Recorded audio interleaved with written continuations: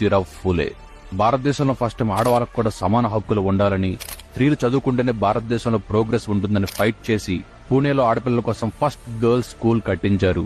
అదే కాదు, పెళ్ళయ్యాక తన భార్యను కూడా బాగా చదివించి భారతదేశంలోనే one of the first female teachers గా చేసిన మహాత్ముడు జ్యోతిరావు ఫూలే.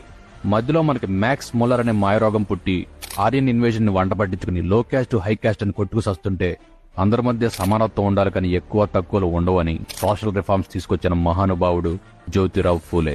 ఎవరిని లెక్క చేయని అంబేద్కర్ కూడా జ్యోతిరావు ఫూలేని గురువుగా పూజించేవారు. ఇటువంటి మరిన్ని